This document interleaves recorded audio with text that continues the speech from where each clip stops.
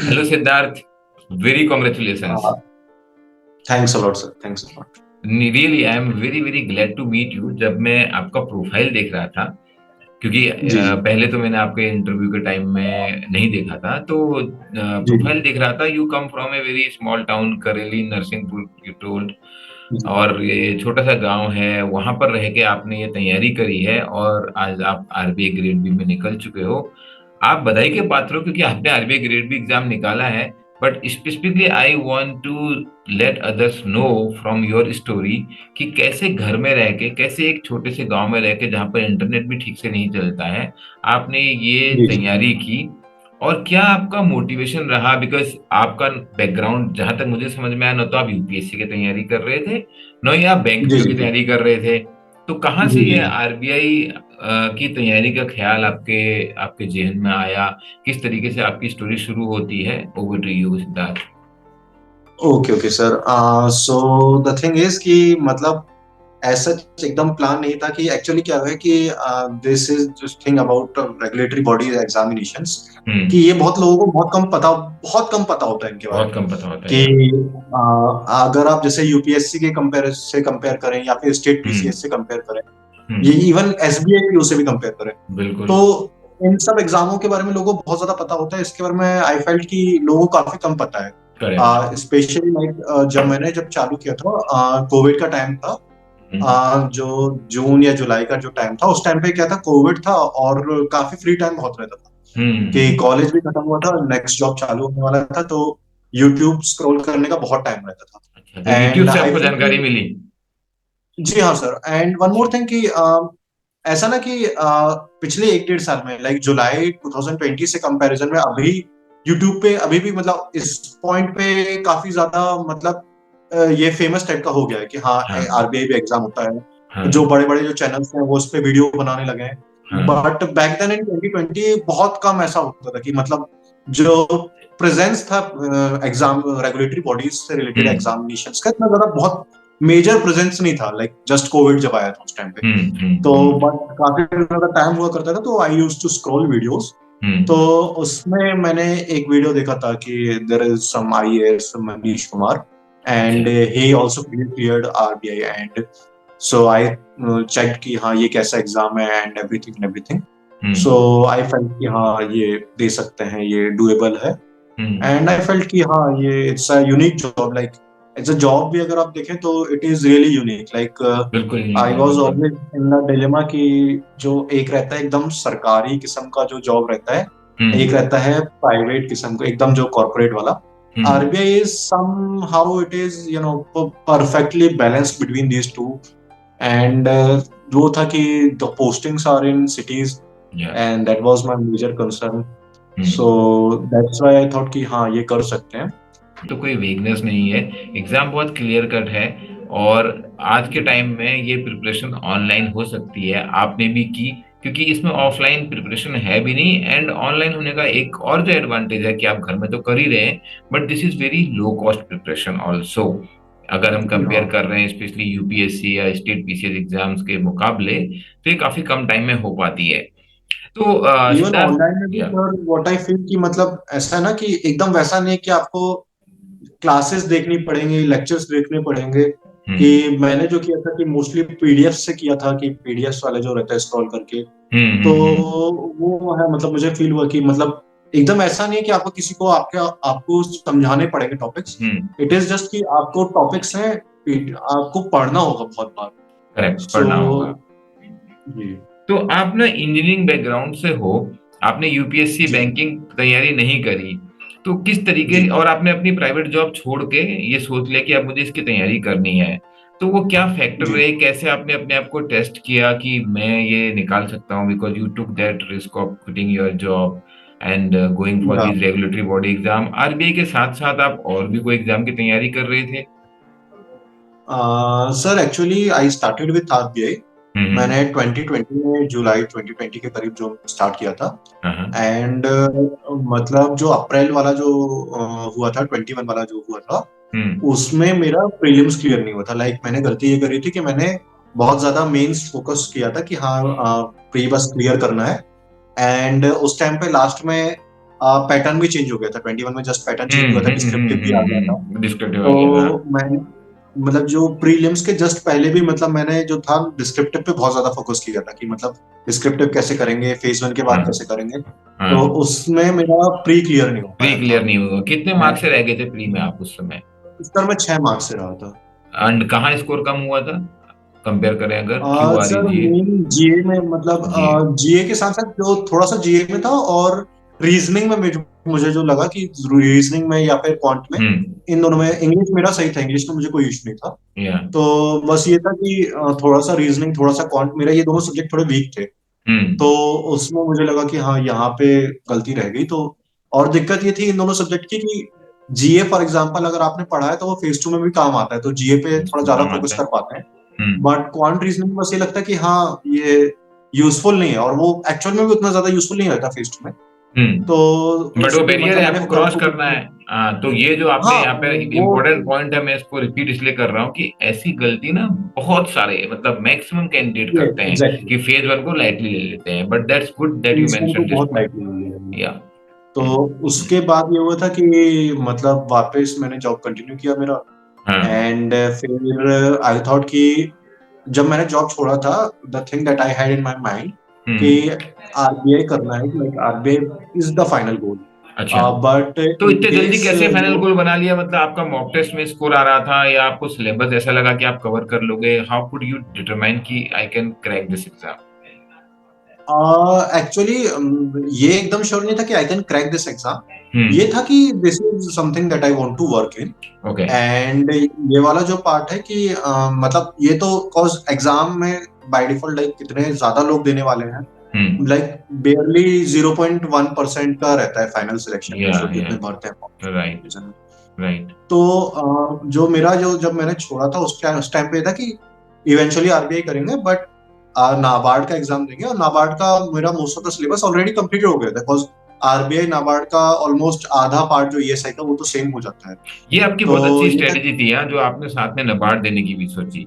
आपने जी। सेबी की नहीं सोची साथ में? सेबी भी करते हैं बहुत लोग। सर एक्चुअली 21 वाला सेबी में दे नहीं पाया था, हम्म। और मतलब 21 वाले सेबी के लिए मैंने प्रिपेयर भी नहीं किया था। ओके। एंड 22 में पक्का नहीं था कि भाई सेबी का आएगा कि नहीं आएगा, मतलब उस टाइम पे वो रहता था कि 2-2 साल में आ रहा था उस टाइम पे कि अच्छा। 21 के पहले भी जो आया था सेबी वो शायद 19 में आया था। हाँ तो हाँ। लगा था कि 22 में आएगा या नहीं आएगा, कुछ कंफर्म नहीं था। हम्म। और दूसरी बात ये लगी थी कि नाबार्ड वाला जो रहता है कि हाँ इसमें याद करना है चीजें। तो जब मैंने जॉब छोड़ा था तो आई थॉट कि नाबार्ड क्लियर कर सकते हैं। हम्म। एंड इनकेस नाबार्ड नहीं भी होता है तो हम्म। लाइक बैंक वाले जो पीओ वगैरह वाले जो एग्जाम्स होते हैं हम्म। वो क्लियर करते हैं। ओके। बट इवेंचुअली उसके बाद जब मैंने नाबार्ड दिया था तो मेरा प्री क्लियर हुआ था, हम्म। और उसका मीन्स क्लियर नहीं हुआ था मेरा नाबार्ड का। हाँ, लेकिन तो कॉन्फिडेंस बूस्ट हो गया होगा कि प्री क्लियर हुआ है, तो एक बूस्ट मिलता है उससे। I would be honest sir, मतलब मुझे लग रहा था कि मतलब बस निकलने वाला है ऐसा लग रहा था। अच्छा, तो मीन्स मीन्स भी मतलब निकलेगा। जब हाँ कि लग रहा था कि बस मेंस में, और मैंने जब देखा था फाइनल रिजल्ट में भी मतलब वो हम्म। 4 5 या 6 नंबर से छूटा था। तो हम्म। लग रहा था कि यार ये मतलब काफी वो हो गया। हम्म। उसके बाद ये हुआ था कि मेरे पीओ वाले भी जो 2 या 3 पेपर थे वो दोनों तो सारे नहीं निकले थे। आरआरबी का ओके। होता है, अच्छा, पीओ का एग्जाम एसबीआई आप का दे होता रहे है, थे? IB plus. ये पीओ के एग्जाम भी आप हाँ दे रहे थे? This is an important point. जी बिकॉज मैं क्यों हाईलाइट कर रहा हूँ ये बाकी जी जी स्टूडेंट के लिए भी, मैंने ना बहुत सारे ऐसे स्टूडेंट से मिलता हूँ, वो क्या करते हैं, मेरे को जस्ट केवल आरबीआई देना है। बट मैं यही बोलता हूँ कि आप एग्जाम निकाल के छोड़ भी दोगे ना, that is also no harm, लेकिन निकालो तो वही आप। तो ये बहुत अच्छी स्ट्रेटेजी थी कि आप आ, पीओ भी दे रहे हैं, नबार्ड भी दे रहे हैं, आरबीआई भी दे रहे हैं।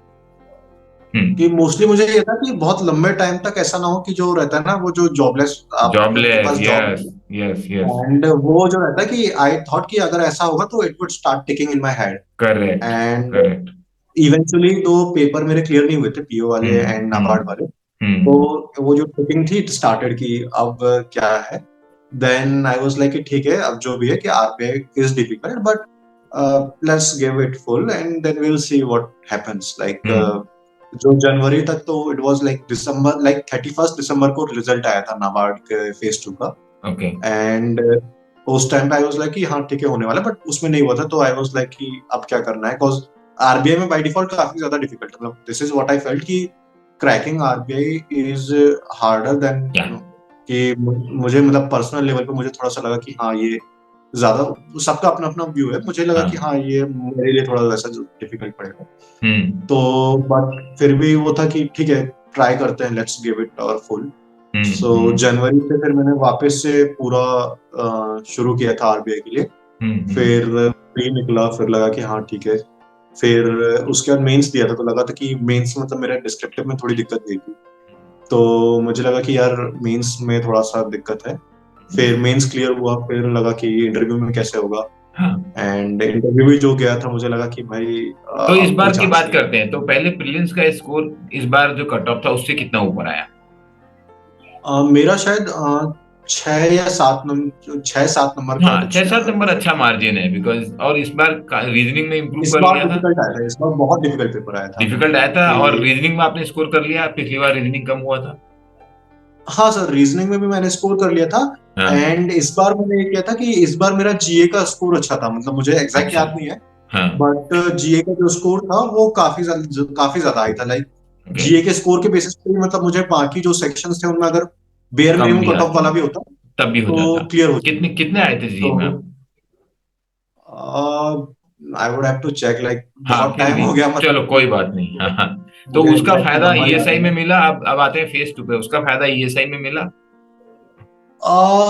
नॉट एग्जैक्टली सर, मतलब थोड़ा थोड़ा जो हम्म। रहता है कहीं कुछ पैचेस में कि हम्म। वो जो आपने प्रिपेयर किया है शायद से थोड़ा कुछ आ जाए कि हम्म। 1 या 2 सवाल, मतलब एक हम्म। दो सवाल भी काफी बड़ा बड़ा डिफरेंस क्रिएट करते हैं, बट माइनर रहा था कि इस बार जो मैंने देखा कि ईएसआई ऑब्जेक्टिव में तो काफी बड़ा डिफरेंस था, कि मतलब जो फेज हम्म। वन का जो जीए आता है और ईएसआई का जो ऑब्जेक्टिव आता है उसमें काफी हम्म। मतलब हर बार जैसा नहीं था, इस बार थोड़ा ईएसआई का जो था थोड़ा डिफिकल्ट आया था ऑब्जेक्टिव वाला ओके। पार्ट। अच्छा। एंड डिस्क्रिप्टिव वाले में भी जो क्वेश्चंस थे वो हम्म। जो मैंने देखे थे कि काफी मतलब एकदम स्पेसिफिक चीजें नहीं पूछी थी कि एक पर्टिकुलर चीज पूछी हो उसका एक पर्टिकुलर आंसर हो।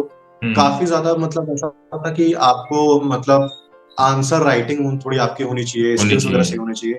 हाँ। And this is what I feel कि मतलब मुझे ऐसा लग रहा था कि मतलब ऐसा हुआ था कि फेज वन के बाद मुझे ऐसा था कि अब ईएसआई का, और ईएसआई का सिलेबस बहुत वास्ट कि हम्म। एफएम में थोड़ा वो रहता है कि एफएम का सिलेबस थोड़ा सा नैरो रहता है कि राइट। आप वो सारी चीजें खत्म कर सकते हो। ईएसआई का हाँ, सिलेबस बहुत वास्ट है। बहुत वास्ट है यार। तो hmm. I took means I had a strategy, और you can say I took kind of risk कि हम्म। तो मैंने क्या किया था कि मुझे ये था कि पूरा सिलेबस मैं नहीं कर पाऊंगा, आधा भी नहीं कर पाऊंगा। हम्म। सो व्हाट आई डू कि मैं आंसर जो रहता है कि मैं ऐसा प्रिपेयर कर लेता हूँ कि मैं आंसर बहुत अच्छे लिख पाऊँ, ओके। कि जो आपके जो डिस्क्रिप्टिव। एक्सप्रेशन रहते हैं हाँ। मैंने टाइपिंग प्रैक्टिस भी नहीं कर पाया था, cause मतलब बेयरली मैंने सिलेबस कम खत्म किया था, एफएम वगैरह का वो सब हुआ था काफी, हम्म। मतलब ये सारी दिक्कतें बीच में आती गई थी।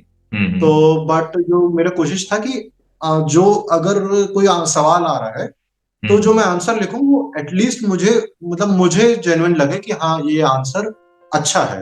Yes. And for that I means what I think is कि जितना हो सके कि मतलब जो रहता है ना कि not just from answer writing point of view, in general also, in general point of view this is what I feel कि अगर आपका कोई भी आप आंसर लिख रहे हैं हम्म। उसमें it should include people who are not in the view of the system, in general view of the system, कि it should include people from north east, it अच्छा। should include manual scavengers, it should okay. include it should not only include the scheduled tribes, it should also include the primitive tribal groups जो हम्म। एकदम ही unconnected हैं। And I feel कि not just from answer writing perspective कि अगर आप as a organisation perspective भी देखें कि RBI is the central bank hmm. And it has its job to reach to those kind of people, our currency reaches to those people जो बिल्कुल भी unconnected हैं, करेक्ट। कि ऐसे भी लोग हैं जो सिस्टम से बिल्कुल भी नहीं जुड़े हुए हैं, जो हाँ हाँ, एंड गवर्नेंस से आई नहीं विल जुड़े ऐड हुए here not only currency, even जो ओवरऑल बेनिफिट हैं हैं। डेवलपमेंट की जो हम एग्जैक्टली। बात करते हैं, बिकॉज आरबीआई एक ऐसा सेंट्रल बैंक है, in the mandate of RBI if you read the preamble also, it is mentioned that development is one of the objective. So जो डेवलपमेंट की बात एग्जैक्टली। होती है तो जो जो बेनिफिट है वो लास्ट माइल पर्सन जो है, बॉटम ऑफ हाँ, द पिरामिड है, वहां पे जाना चाहिए। कि या। मैंने वो थोड़ा सा ट्राई किया था कि मतलब मुझे ये लगा था कि हम्म। प्रोबेबली हो सकता है कि ये गलत होता है, या आई डोंट नॉट नो कि मतलब आंसर राइटिंग के मार्क्स किस तरीके से दिए गए हैं, hmm. But this was deep inside me कि अगर मैं आंसर लिख रहा हूँ तो it should include this, and yes. Not just because कि it may fetch marks, yeah. But in general कि when I see that answer I feel कि हाँ एटलीस्ट कि इसमें चीजें इंक्लूड हुई हैं। एंड लकीली और जो कुछ भी था, मुझे लगा कि ईएसआई में इस साल जो क्वेश्चन आए थे हम्म। वो कुछ इस तरीके के थे, मतलब कि रूरल एंटरप्रेन्योरशिप का अगर होती है तो क्या इम्पैक्ट रहेगा, और उसमें क्या किस तरीके से इम्पैक्ट होने वाला है। और एक दो सवाल, जो दो या तीन सवाल जो मैंने देखे थे, शायद 15 मार्क्स का एक आध कोई क्वेश्चन भी ऐसा भी आया था। ओके। तो कहीं ना कहीं क्वेश्चन ऐसे थे कि अ, आपको जो थोड़ा सा चीजें पता है, हाँ। मतलब इट वाज लेस अबाउट कि आपको नॉलेज कितना है, इट वाज मोर अबाउट कि आपका पर्सपेक्टिव क्या है। कितना है? नहीं, ग्रेट, तो सही बोल रहे हैं आप। तो आप मुझे बताइए कि जो ईएसआई, एफएम और डिस्क्रिप्टिव इंग्लिश, और आपने डिस्क्रिप्टिव के लिए काफी मेहनत की है, जो दिख रहा है, आपने इतने सारे आइडिया जनरेट किया, आपने राइटिंग की प्रैक्टिस की, तो इन तीनों पेपर में आपका परफॉर्मेंस कैसा रहा? जो आपने ट्रायल किए थे, जैसे आपने बताया ईएसआई टफ था, ईएसआई का सिलेबस बहुत वास्ट है, तो आपने एफएम पे ज्यादा फोकस किया, तो स्ट्रेटजी का जो आउटकम रहा वो कैसा रहा? स्ट्रेटेजी लाइक आउटकम तो आई वुड से कि अच्छा रहा कि फाइनली जो सिलेक्शन हाँ, हुआ, फाइनल सिलेक्शन हो बट गया, लेकिन अभी मुझे मालूम नहीं कि इंटरव्यू के वही मार्क्स कितने आए थे, तो कि आपके फेस टू के मार्क्स कैसे हाँ आए? मेरे टोटल शायद 254 थे, जो कट ऑफ से शायद 10 मार्क्स ज्यादा था, टोटल जो हम्म। बता रहा हूँ। हम्म। एंड जो मेरा इंटरव्यू में 60 मार्क्स था, एंड ग्रेट। हाँ। जो बाकी सबका मिला के 194 था।